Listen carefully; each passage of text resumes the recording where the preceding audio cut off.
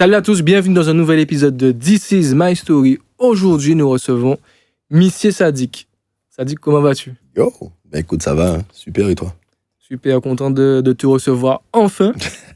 C'est vrai que tu donnes pas beaucoup d'interviews. Est-ce que c'est volontaire? Est-ce que c'est un exercice peut-être que tu aimes pas spécialement? Non, c'est pas un exercice que je n'aime pas, je donne des interviews, hein. Mais bon, il y a des périodes où, voilà, peut-être je fais d'autres choses. Ça, c'est une réflexion que je suis en train de mener par rapport aux interviews. Je me dis, peut-être d'ici 2025, allez, je fais plus d'interviews du tout. Ok. Et voilà, on fait que du son. Là, on se retrouve dans le cadre de ton prochain concert. Ouais. Au Casino de Paris. Mm-hmm. Le 20 mai, si je me trompe 20 pas. mai, exactement, ouais. Qu'est-ce que tu nous prépares? Ben écoute, de bonnes choses, j'ai envie de dire. Tu vois, un concert, pour moi, c'est un moment particulier à partager avec le public. Donc, voilà, de bonnes vibes, de bonnes énergies, des surprises. Maintenant, c'est pas mon premier concert non plus. La matière, elle est là. J'ai 3 albums, j'ai des morceaux qui sont sortis hors album. Il y a plein de gens qui m'ont jamais vu en concert. Qui me disent, mais tu sais que je t'ai jamais vu en concert. Je me dis, ouais, quand même. Et moi, en tant qu'artiste, j'ai l'impression d'avoir fait beaucoup de concerts. Et donc, surtout en France. Donc, Casino de Paris, c'est une belle salle. J'avais fait la Cigale. On avait fait un très beau concert à la Cigale. On a fait une Cigale complète, archi complète. Et il y a des gens qui n'avaient pas pu être là aussi. Et évidemment, on a l'impression que quand on a fait un concert, que tout le monde était là, que tout le monde a vu le concert. Mais c'est pas forcément vrai. Et même ceux qui l'ont vu, des fois, ils ont juste envie de le revoir, en fait. Donc, ce sera pas le même concert que la Cigale. Un concert qui sera différent, avec une énergie différente, avec... des invités différents, peut-être? Sûrement. Donc, voilà, de belles choses. Ceux qui m'ont déjà vu sur scène savent que, voilà, ce sont des moments qui sont qualitatifs, qui sont intenses, qui sont riches et qui sont pleins de relief. Donc, moi, je pars dans beaucoup d'émotions différentes. On n'est pas dans la monotonie. Et les gens, je crois qu'ils aiment ça aussi. Parce que c'est fort en émotion, en vrai, les concerts. Comment tu définirais ta relation avec ton public? Alors, je pense que déjà, il faut identifier le public. Je crois qu'on a plusieurs publics, en fait, en tant qu'artiste. Il y a des gens, il y a un public d'opportunité qui écoute d'une oreille, qui dit, bon, voilà, je connais. C'est Admiralty, c'est Psych, c'est tu vois, qui connaît d'une oreille, qui a entendu quelques morceaux, mais qui fait partie aussi de ton public. Si on travaille un peu avec eux. Et puis, il y a des gens qui sont là depuis des années, qui connaissent par cœur la discographie, qui suivent l'artiste, qui sont présents sur tous les concerts. Et c'est vrai que j'ai une relation particulière avec ces gens-là, puisque j'ai des morceaux qui racontent un peu les gens, qui racontent un peu leur vie, et où ils se retrouvent. Donc, c'est des gens qui s'identifient beaucoup à ma musique. Et ça crée une relation assez forte. J'en suis le témoin privilégié au quotidien, sur les réseaux sociaux, les messages que je reçois, le comportement des gens aussi dans la rue. T'as l'impression des fois que t'es un membre de leur famille, ils oublient que, voilà, on se connaît pas forcément vraiment, mais voilà, c'est des gens qui arrivent, qui te font la bise, qui te parlent de leur vie, de leurs problèmes parfois, parce qu'ils ont l'impression que tu es toujours là avec eux. Et c'est la magie de la musique aussi. Mais moi, je trouve que c'est propre à certains artistes, mais surtout à toi. Parce que tu fais partie, ce que je dis tout le temps, vraiment des artistes phares de chez nous. Mais pourtant, autant tu es un gros artiste, autant on a l'impression d'être super proche de toi. Ouais. Dans le sens où, moi, j'ai déjà joué au foot avec toi. On se croise à Ireza, etc. Je trouve que tu as une proximité que d'autres n'ont pas forcément avec leur public. Moi, je suis sûr et certain que ça vient de la musique. Je pense que tous les artistes, j'allais dire jouent au foot, non, tous les artistes ne jouent pas au foot, mais vivent normalement. Et peut-être que leur musique crée peut-être des barrières. Moi, je crois que ma musique, le fait que les gens se retrouvent dedans, ça brise quelque chose. Et du coup, c'est peut-être plus... Ça coule de sauce plus derrière. Après, il faut avouer aussi que dans mon tempérament, mon caractère, je ne suis pas du style à me prendre la tête ou quoi que ce soit, quoi. Je fais ce que j'ai à faire, je vais jouer au foot. J'aime discuter, je rencontre les gens, je discute avec eux, j'ai pas de souci avec ça, quoi.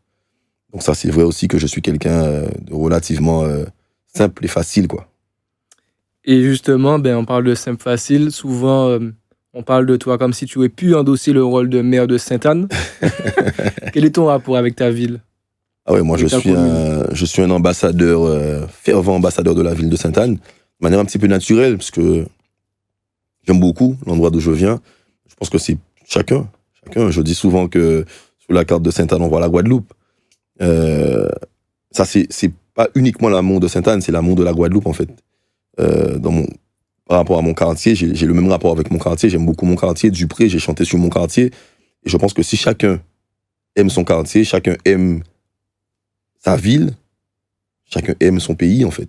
Et c'est le sentiment d'appartenance qui grandit, c'est l'estime de soi, c'est l'amour du maillot. Tu vois, et je crois que ça, c'est important. Donc, c'est quelque part, être un ambassadeur de Sainte-Anne, c'est être un ambassadeur de la Guadeloupe. Et il faut que nous soyons chacun des ambassadeurs de notre quartier, de notre ville et de la Guadeloupe aussi, quoi, des Antilles. Et dans cette... Je dis Antilles, Guyane ou peu importe d'où on vient.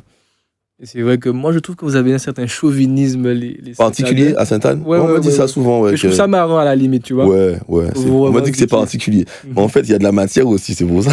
Par rapport à peut-être quoi, vos plages, etc. Ouais, mais je pense que je crois que ça a toujours été comme ça. J'ai toujours entendu les plus grands parler comme ça. Nous, on parle comme ça. Peut-être que les plus jeunes qui arrivent aussi parlent comme ça. Mais je trouve que c'est bien parce que c'est mignon. Je crois que les Mouliens sont un peu comme ça aussi. Hein. Peut-être. Ouais, comme je connais plus de Sainte-Anne, finalement, je me rends compte. Au final, parce que les Sainte-Annais, on est un petit peu là aussi. On est un petit peu présent, on est un petit peu partout. Donc voilà. Mais pour moi, c'est une bonne chose de clamer haut et fort qu'on vient de là où on vient et d'aimer là où on vient, de là où on vient, tu vois. Je trouve que c'est bien. Je te propose qu'on retrace quand même un peu ton parcours. Bon, ouais. Le principe du média, bon, c'est un côté entrepreneurial. Aujourd'hui, on va quand même parler de musique parce qu'il y a une date qui arrive. Ouais. Est-ce que tu pourrais te représenter et on reparle de ton enfance, dans quel cadre tu as grandi, etc. Ouais. Ben écoute, moi j'ai grandi à Sainte-Anne. Hein, comme tu peux l'imaginer, j'ai 2 frères, 2 petits frères. J'ai une grande sœur. Donc Manuela, la grande sœur, Loïc et Lévi, les 2 frères. Donc j'en parle dans le refrain de Alzheimer. Loïc et Lévi, ce sont mes petits frères. Donc voilà, hein, famille modeste.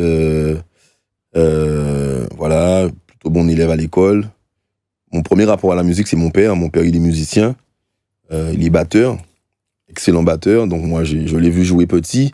Mais j'ai l'occasion aujourd'hui de jouer sur scène avec des batteurs à qui il a appris à jouer à la batterie.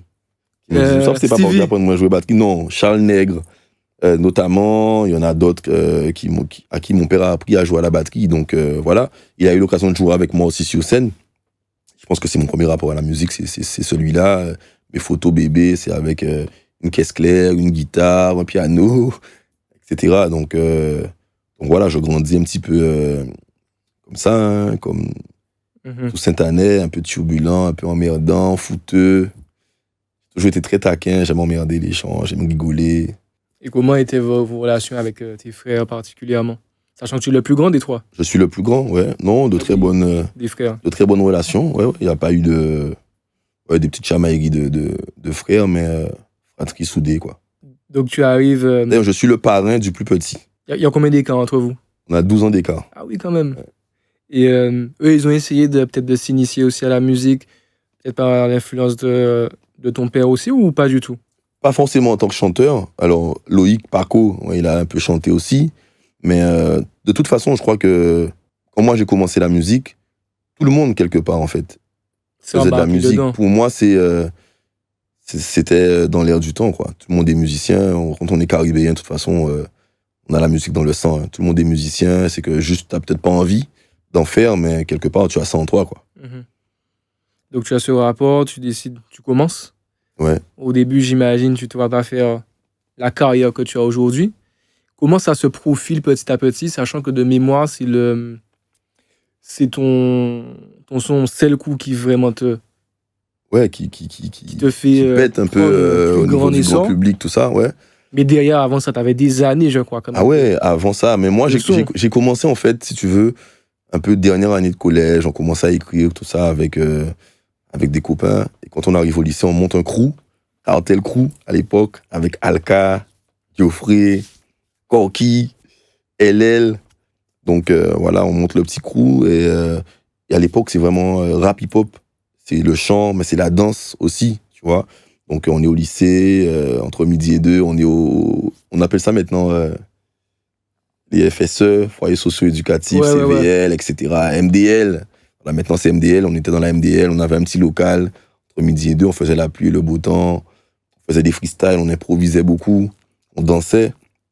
Mais on voulait pas forcément que les gens sachent qu'on chante, tu vois. Et c'est de fil en aiguille. C'est mon binôme avec Olmaïta, en fait. On a commencé là à faire des choses un peu plus sérieuses. Quand on a monté Casque d'Or, le collectif Casque d'Or, donc là, on avait déjà plusieurs entités qui avaient déjà commencé à faire le petit bout de chemin. Donc, ça commence à devenir sérieux à partir de ce moment-là. Quand je sors des morceaux comme Triste Confession, Famazan Miao, Coïncidence, après l'histoire de Chris avec Vincent McDo et tout ça. Donc voilà, là on est en 2005, 2006. Voilà, c'est des sons qui commencent à tourner sur les plateformes, Calotte Lyrical, etc. Et voilà, ça va, à partir de là, ça va assez vite, quoi. Parce que moi, je faisais enregistrer les gars chez moi.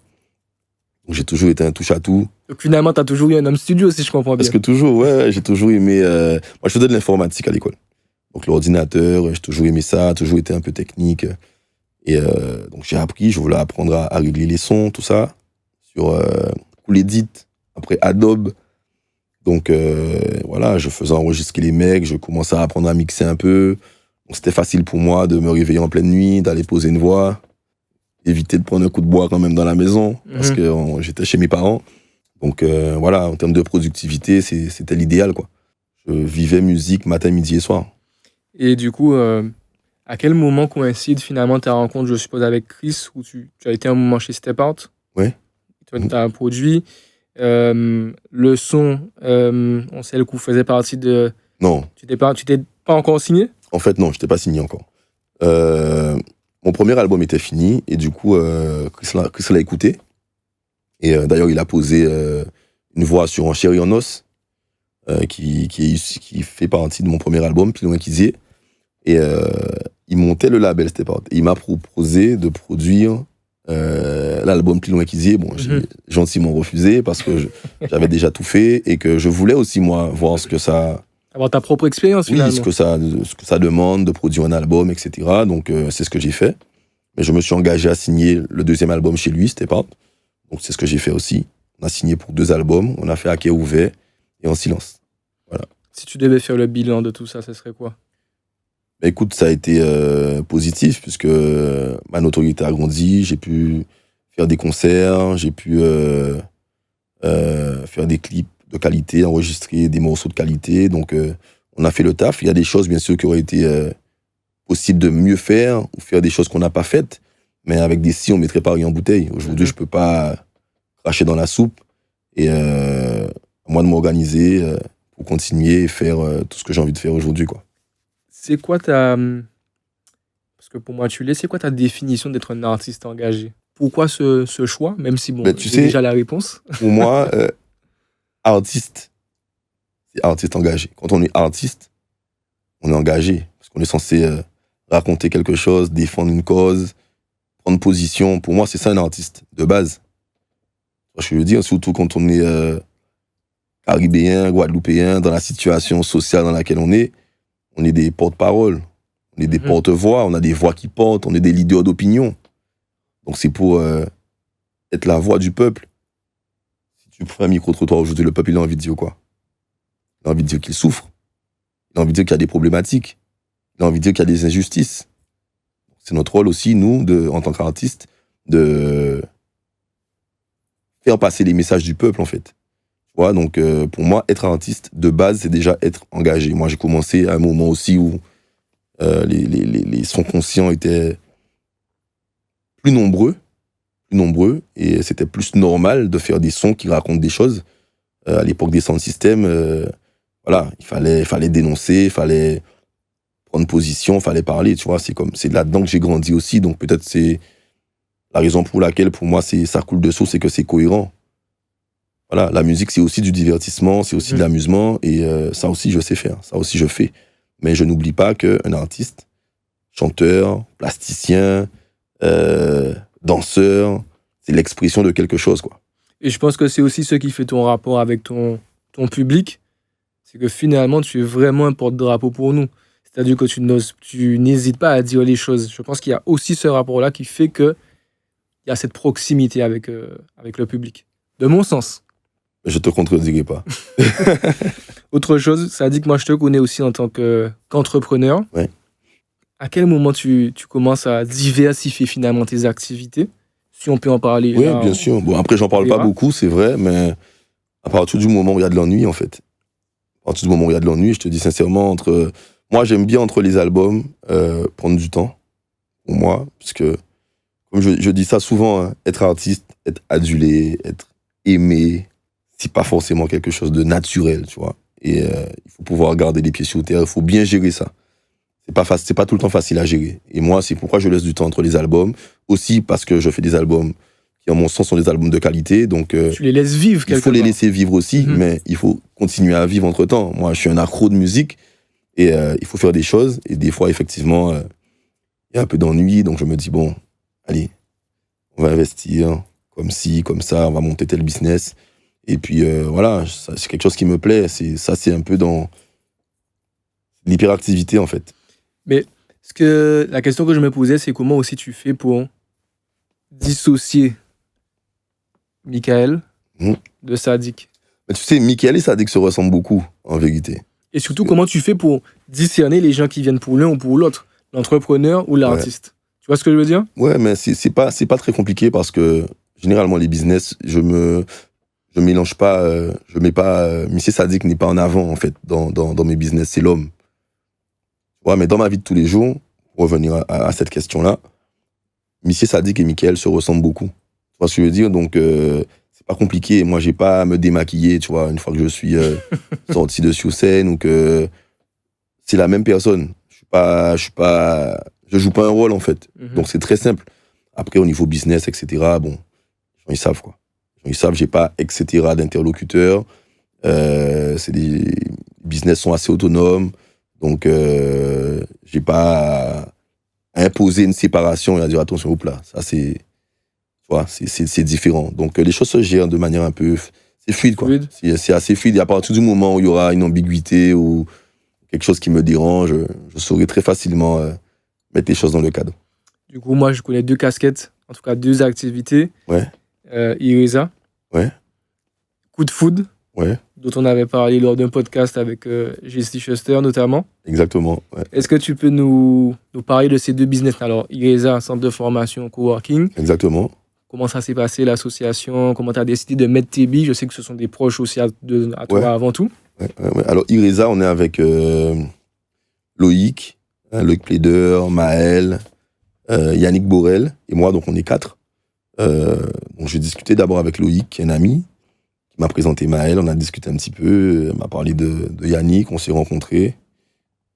Le projet m'a plu, on a été dedans. Direct. Voilà, tout simplement, sans transition, quoi.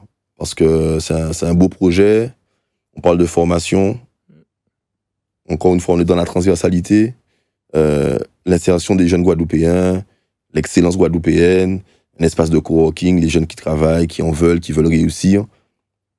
Je parle de ça dans mes chansons, en fait. Tu vois, donc...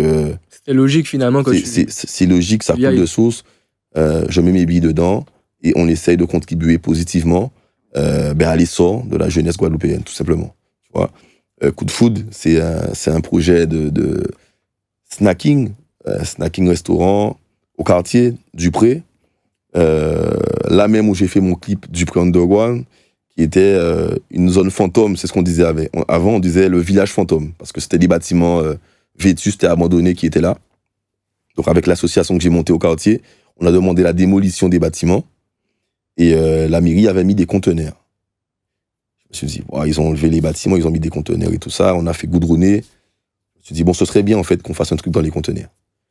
Et là, l'idée m'est venue de faire un conteneur snacking au quartier, donc... Voilà, pour faire vivre aussi le quartier, parce que c'était un peu une zone morte. Donc, il y a l'aspect business, mais il y a toujours l'aspect un peu social aussi, sur ce projet-là. Il y en a d'autres. Il y a un autre restaurant sur Sainte-Anne qui est Asian Box. D'accord. Donc là, on fait des sushis, des makis, des spécialités japonaises, des box. Ça, c'est avec un copain qui m'a fait la proposition aussi. Il m'a dit, bon, on monte un truc, ça fait longtemps qu'on en parle. On s'est lancé. Et j'ai également une boîte de buggy un petit canal, donc il y a C'est bien Kaguada. parce que là, tu m'as tout dit, tu vois. Même ceux que je ne pensais pas citer, tu les as cités. Donc Ah, mais tu le savais, bon voilà, donc voilà, non, mais après, il y a il y Kaguada. a ça aussi, il y a Kaguada aussi, je suis là, donc voilà. Après, tu sais, je ne dis pas forcément pour cacher ou quoi que ce soit, c'est parce que je vois pas forcément tout le temps l'utilité de Bien dire, sûr. mais je peux en parler aussi, je veux pas non plus cacher que je me bouge, quoi, que je me bouge le derrière, hein, parce que il faut se bouger aussi, ça tombe pas du ciel, il faut se donner les moyens, il faut trousser les manches, il faut pas avoir peur, il faut bûcher, il faut travailler. Et c'est le travail, c'est moi qui le fais. Donc si je veux en parler, tu vois, je peux en parler librement, il n'y a pas de problème pour ça. Et tu vois, les 4 activités sont, enfin, hormis Asian Box et Coup de Food, qui sont tous les deux de la restauration. Ouais. Les autres sont formation, il y a Kaguada. Oui. Moi, ce que je me demande, c'est qu'est-ce qui fait que tu vas plus vers une activité ou une autre? Est-ce que c'est les proches qui viennent et qui te disent, bon, ben, Mickaël, il y a ça. Qu'est-ce que tu en penses? Comment tu y vas et quels sont les voyants qui font que tu te dis, OK, ça, c'est un bon Moi, projet? je pense que c'est le nez, en fait, l'instinct. Moi, je crois qu'il y a des signes, il faut croire dans ce qu'on fait. Il y a des choses, j'aurais pu faire d'autres choses dans lesquelles aussi je me suis dit, ça m'intéresse pas. Et là où d'autres personnes me diraient, mais c'est sûr, en fait, si ça me fait rien ressentir, si j'ai pas envie, si je ressens rien, je fais pas, en fait. C'est vraiment ça. Je peux pas t'expliquer ça autrement que comme ça, hein. C'est vraiment l'instinct. L'instinct, le sixième sens qui fait qu'on sent bien les choses et qu'on y va, en fait. Je crois que c'est ça. Si on revient à la musique, donc prochaine date Casino de Paris, c'était quand ton dernier concert avant ça? Je crois que c'était il y a 2 ans et demi. J'avais fait une petite tournée, plus en banlieue. On était parti en province aussi. Mais c'est vrai que le dernier à Paris même, c'est La Cigale. La Cigale, donc ça fait déjà 4 ans. Ouais. Ok. Comment ça passe dans l'audio comment on prépare ça? Donc tu as le band, je suppose, avec lequel tu répètes. Ça se prépare sur combien de temps un concert? Un gros concert comme ça? Ça dépend de plein de paramètres, ça dépend de l'équipe qu'on a, ça dépend... Parce que si je suis obligé pour des raisons techniques ou pratiques de changer d'équipe, il faut tout reprendre à zéro, il faut travailler les répétitions, travailler le son. Donc voilà, ça se prépare à partir du moment où on a la date et la salle qui est réservée. Dans la tête de l'artiste, la préparation commence là, en fait. Qu'est-ce qu'on peut rajouter? Comment on peut modifier ça? Dans quelle direction on peut aller? Les idées, tout ça. Et après, on fait des réunions, on se rencontre avec les musiciens, avec l'équipe technique, avec la com, etc., la production. Donc, c'est beaucoup de rendez-vous. Et ensuite, la musique, c'est ce que le plus simple, parce qu'aujourd'hui, j'ai la chance de jouer avec des musiciens qui m'accompagnent depuis pas mal d'années. Déjà, quand même. Voilà, donc on se connaît. Il y a beaucoup de complicité, les gens le ressentent. Et c'est important aussi, ça. Que je sois en confiance, que j'ai pas à penser forcément aux arrangements, à la musique, tout ça, parce que les choses sont en place. Et comment on construit ça en termes de je vais jouer ça à tel moment? Je me posais vraiment la question, comment ça se passe? Est-ce que c'est l'artiste qui amène ça ou bien c'est vraiment l'équipe qui va dire OK? Moi, alors je sais pas comment ça se passe pour les autres. Moi, j'arrive avec ma setlist et on en discute. On en discute, on teste les arrangements, on teste les passages d'un morceau à un autre. Je suis pas fermé, hein. Mais j'amène beaucoup d'idées, tu vois. À tous les niveaux, j'amène beaucoup d'idées. Je propose des choses. Des fois, j'en impose. Mais je suis pas fermé aux propositions qu'on peut me faire. Ça, c'est vraiment un travail collégial avec Cédric. Voilà, on s'assied, on regarde, on se dit, bon, ça c'est mieux, ça c'est mieux. On n'est pas forcément tout le temps d'accord, tout le monde. Mais voilà, au final, on sait qu'on a pris la meilleure décision. Il y a autre chose dont j'ai oublié de parler avant. Aujourd'hui, tu as ces business-là. Mais souvent, j'ai remarqué aussi que certaines entreprises te prennent comme égérie. C'est vrai que c'est important aussi d'avoir des partenaires qui me suivent tout au long de l'année. Par rapport au Montsure que j'aime beaucoup, tu vois, PRC Police, on fait un super travail. C'est vraiment une équipe formidable, donc je travaille avec eux depuis à peu près 1 an et demi, 2 ans déjà. Il y a Stadium, Pointe-à-Pitre, qui vient d'ouvrir au Moule aussi, Thierry, qui est vraiment un frère, qui m'accompagne aussi. Donc, il Il y a Skoda aussi qui m'accompagne. Donc, il y a quelques partenaires qui sont là et qui sont à mes côtés tout le temps. Et c'est vrai que ponctuellement, on me sollicite voilà, pour représenter une marque ou un produit. Je fais de moins en moins. Je fais pas beaucoup. Je préfère travailler sur le long terme. Sur le long terme. Ouais, ouais. Ça a plus de sens. Ouais. Quel est le meilleur conseil que tu te serais donné au départ? Sois vrai. Ouais, sois toujours vrai, sois toujours fidèle à tes convictions, quoi. Je pense que c'est important de pouvoir se regarder dans le miroir. Il y a des choses que je pense que si je les avais faites, je pense que je serais pas le même homme à l'intérieur. Et je suis content, en fait. Je suis très fier de ça. Plus le temps passe, et plus je suis content d'être resté fidèle à moi-même. Parce qu'en grandissant, tu te dis, je n'en vaux pas la chandelle, en fait, de se changer, en fait. Tu vois. Je crois que c'est important d'être soi-même et voilà, de rester, garder son âme d'enfant, d'être une bonne personne, quoi. Je crois que c'est très, très important. Même si tu prends des petites cabèches sur le parcours, mais à l'arrivée, c'est mieux. Voilà, donc ça, je pense que c'est important. Moi, j'ai l'impression que tu as eu un parcours un peu, moi, j'ai envie de dire lisse, mais tu n'as jamais fait d'écart. Je dis, pour moi, l'image que le peuple a de toi, en tout cas moi, c'est vraiment un artiste. Pour moi, tu es l'artiste du peuple, clairement.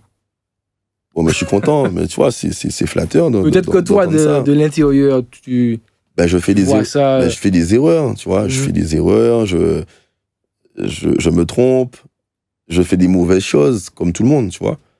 Mais j'essaie de bien faire.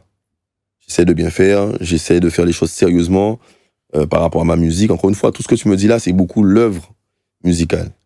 Et par rapport à ma musique, je veux bien faire les choses, tu vois. Donc, c'est comme tout. Moi, j'aime bien réussir ce que je fais. Moi, je suis accro à la réussite, en vrai, tu vois. J'ai envie de réussir, j'ai envie de gagner, j'ai envie de bien faire. Maintenant, peut-être, on vise pas tous la même coupe. Mais moi, j'ai envie de réussir dans ce qui m'intéresse.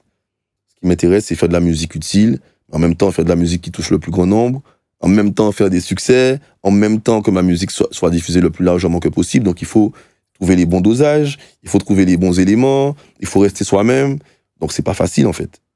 Tu vois, mais on donne souvent l'impression que c'est simple. C'est comme Ronaldinho qui fait un enchaînement de gestes. Tu vois, il a fait ça simplement. Non, ça a l'air facile, mais ça demande beaucoup de travail. Et c'est ça, en fait. Quand tu fais quelque chose de difficile et que tu donnes l'impression aux autres que c'est facile, c'est ça. C'est là où il y a de la maîtrise, où il y a du talent. Moi, j'ai envie de bien faire les choses. Donc, je me donne les moyens de bien faire les choses. Tu vois. Et du coup, ce serait quoi pour toi la définition même de la réussite? Il n'y a pas une forme de réussite. La tienne. Aujourd'hui, je sois heureux. C'est la réussite. Que je sois là, que je sois en paix, que je puisse te répondre ouvertement à toutes les questions que tu me poses, tranquillement, que je sois bien, tu vois. Pour moi, c'est ça, réussir, c'est être satisfait de son propre travail, de son propre parcours. Moi, je suis content. On m'a posé la question il n'y a pas longtemps. Dis-moi, est-ce que tu es content de tout ce que tu as déjà fait? Ouais, je suis content. Ouais. Je suis content de ce que j'ai fait, les succès d'estime, les chiffres, le respect qu'on peut me donner aujourd'hui. Moi, je suis fier de ça. Tu vois. J'ai un gamin de 11 ans, il est content quand il entend mes chansons. Il me dit, papa, j'ai entendu ta chanson, machin. Il est fier, tu vois. Tranquille, moi, je suis content de ça. Et même, ça continuera parce que on va rien changer, parce que je suis encore au travail et que la formule, elle est là, en fait. Tu vois, mais moi, je suis pas un acharné. Je veux pas courir après des choses. Moi, je veux que les choses se fassent. Voilà.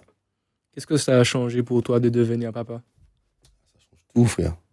C'est ton titre qui m'a le plus touché, puisque moi aussi, je le suis. Mm-hmm. Je suis un petit garçon aussi. Ouais.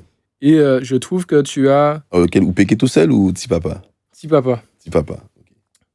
Et en fait, les deux, finalement. Mm-hmm. Et tu sais, dans cette vision des pères d'avant, mm-hmm. qui étaient juste des géniteurs, toi, tu arrives dans cette vague où on a beaucoup de papas qui s'assument et qui endossent finalement le vrai père, le vrai rôle de père. Moi, je crois que c'était important de le dire. Hein, parce que la société elle a changé à ce niveau-là. Et c'est notre société qui était pas mal impactée aussi par... quand je dis notre société, la société antilo-guyanaise qui était impactée par, à juste titre ou pas, hein, de cette image de père absent, etc. Alors c'est sûrement vrai. Mais peut-être qu'on a un peu grossi le truc aussi, comme on aime bien faire chez nous. Et je me suis dit, non, ça vaut le coup quand même de dire attention. Moi, je regarde autour de moi, je vois des mecs qui sont papas, qui font tout avec leurs enfants, qui font tout pour leurs enfants. Je me dis, moi, je veux être ce type de père, tu vois. Parce que quand j'ai fait le morceau, j'étais pas encore papa. Quand je l'ai écrit, le morceau, et quand il est sorti, j'étais papa. Ok, mais tu savais déjà que tu allais l'être non, quand même. Promis. Donc ça veut dire que toi, tu as cette image. De base, effectivement, moi, c'est une analyse en fait que j'ai faite de la société. C'est très bien alors. J'ai voulu parler des petits papas. Ouais. Et ça veut dire que tu en avais dans ton entourage, vraiment. Oui, c'est vrai. Je parlais pas de moi en fait. Dans mon entourage, des mecs que je pouvais observer. Je me dis, ouais, c'est bien, frère. Moi, je veux être un papa comme ça. Un papa proche de mon enfant, etc., etc. Et voilà. Quand le morceau sort, et il y a mon fils qui est dans le clip, qui est bébé, tout ça. Il a 1 an, je crois, à peu près. Tu vois. Donc, c'est l'un des premiers morceaux que j'avais fait sur l'album À Cœur Ouvert. Ok. Voilà. Comment on se prépare à être papa? Est-ce qu'on est vraiment prêt quand ça arrive? Non, mais on n'est jamais prêt quand ça arrive. Tu vois. Mais quand ça arrive, il faut être là. C'est tout, hein. On n'est pas... faire ce que tu veux, les exercices que tu veux, lire les livres que tu veux. C'est quand la relation commence que tu sais ce que ça va donner, tu vois. Et aujourd'hui, quelle relation tu as avec lui? Comment lui, il voit son papa qui est au devant de la scène, qu'on reconnaît dans la rue? Comment il voit ça, lui? Je pense qu'il est fier. C'est pas le truc qu'il verbalise le plus. C'est moi qui me bats aussi, me battre entre guillemets. Hein. Mais c'est important qu'ils comprennent aussi qu'il n'y a pas de privilège, quoi. On reste les pieds sur terre, tranquille, tu vois. Donc ça, c'est le plus important. Maintenant, j'ai une relation très fusionnelle avec mon fils. On discute beaucoup. Il aime parler. Il est très bavard, comme moi. Donc, il est très curieux aussi. Donc, il pose beaucoup de questions. J'essaie de lui apporter le plus d'éléments que possible lorsqu'il a des questions. Pour pas qu'il se limite non plus, tu vois, à en poser. Donc, dès qu'il a une question, des fois, il regrette de m'avoir posé des questions parce que c'est zéro là. Et là, je commence à lui expliquer. Donc, surtout la nature, les animaux, Dieu, la spiritualité, la planète, les animaux, enfin, surtout, en fait. Voilà, donc, dès qu'il a des questions, si j'ai pas les éléments, je cherche et je lui explique, je lui donne les éléments de réponse. Je pense que c'est la meilleure arme, en fait, que je peux lui donner. On parle de politique, je lui explique un petit peu. Et ça fait pas longtemps, même au niveau de l'écriture, en fait, des textes, je lui explique un peu les figures de style, les assonances. Ah oui, je lui explique. Parce qu'il entend, ton papa, il est fort. Je dis, tu vois, je vais t'expliquer pourquoi papa, il est fort. Papa, il fait des rimes, il fait des assonances, il fait des rimes multisyllabiques, il fait des métaphores, il met de l'image. C'est pas facile hein, de trouver ça, qui rime avec ça. Ah ouais, il y a ça, il y a ça. Tu vois, donc je lui explique. Et comme ça, peut-être que, bon, j'ai pas forcément besoin qu'il devienne chanteur, mais au moins, en tant que consommateur, qu'il puisse dissocier un artiste qui a beaucoup travaillé d'un artiste qui l'a fait un peu moins, tu vois. Mm-hmm.